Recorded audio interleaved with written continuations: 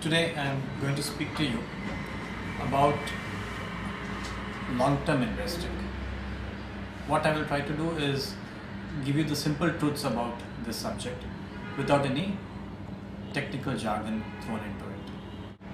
If I were to ask you to sit on a hot stove, 1 minute would be too long, right? But when we are speaking about equity investing, we say long-term investing, we refer to any period which is more than 3 or 5 years. And if we are speaking of bonds, we are speaking of anything more than a year. So you see, long-term depends on what kind of investment one is making. Long-term also refers to the nature of investor. We are generally investing and saving for some of our long-term goals, right? Now, if you would take me for instance, my retirement is more than 20 years away. My son's graduation, my son's need for professional education is more than 5 years away. So that's long-term as far as I'm concerned. Maybe for somebody else, their daughter's wedding is say 5 years hence or 7 years hence. That's long-term. Or the retirement could be another 10-15 years away. That's long-term.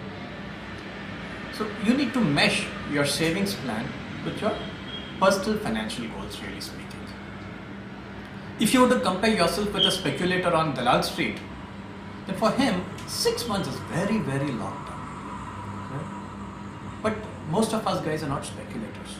We are savers, we are planners, we are investors. If you were to ask the world's wealthiest person, Warren Buffett, for him long term is like 15 years or 20 years. When he buys a company, he plans to keep it for a few years, if not forever, and live off the income all his life. So long term is all about perspective. Get your perspective right. My advice is your perspective should be aligned with your long term financial goals, with your family future. So this is what long term means. Why long term? Why not short term? As planners, as investment advisors, as people who have seen many market cycles, we have realized that it is a long term which gives you better returns.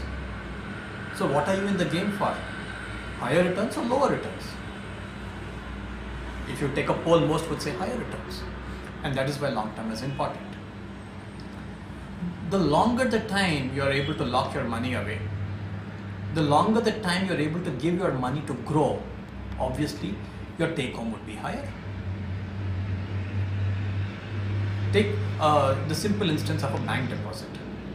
If you were to go in for a 15-day bank deposit, fixed deposit, you would probably get about 2% or 2.5% if you are lucky per annum. And if you were to put your money away for a 3-year deposit, you'd probably get about 7% per annum. So that's about 3 times your 15-day deposit rate or a 30-day deposit rate. That is what long term can do for you at the very basic level of bank deposits. Take for instance equities. Okay, this is a subject which interests most of us.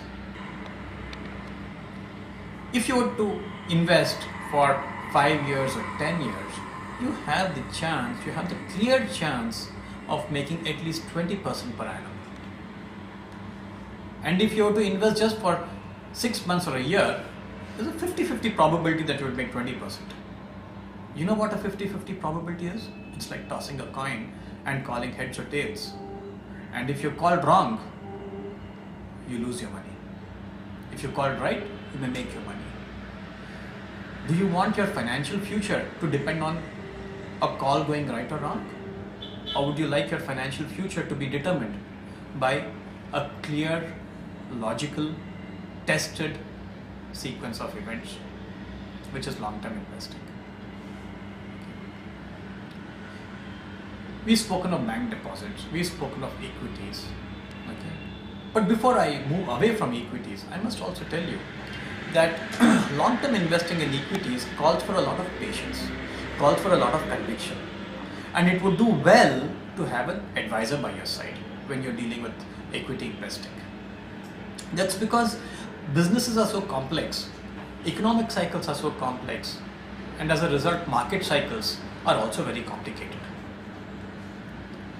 If you do not have the right advisor by your side, if you do not have the right convictions or discipline, you could very well end up like the masses, buy at the peak and sell away at the bottom of a cycle, instead of staying invested all the time or buying continuously like in a systematic investment plan.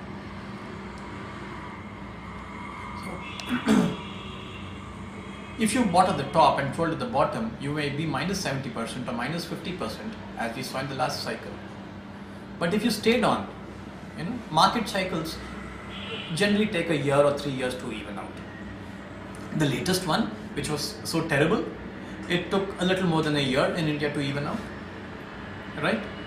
Most people have already recovered their buying price when they have bought at the peak also. If you look at the previous bear run that we had, which was at the end of the internet boom, that took about 3 years. That took a little longer for markets to recover all over the world.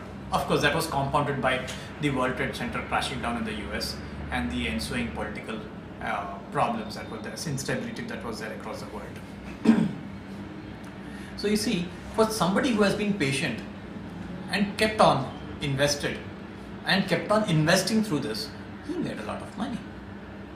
And I know many people who have done this. All it takes is discipline and conviction and a good advisor by your side, like many of our clients have had.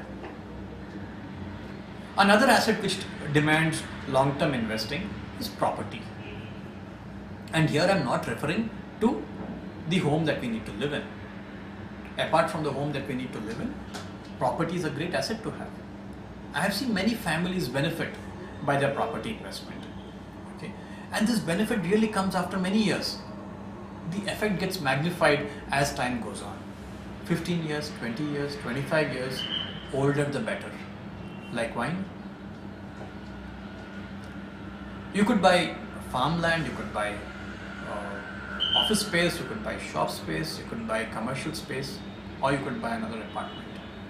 But for any of it to appreciate, again you need to give it time.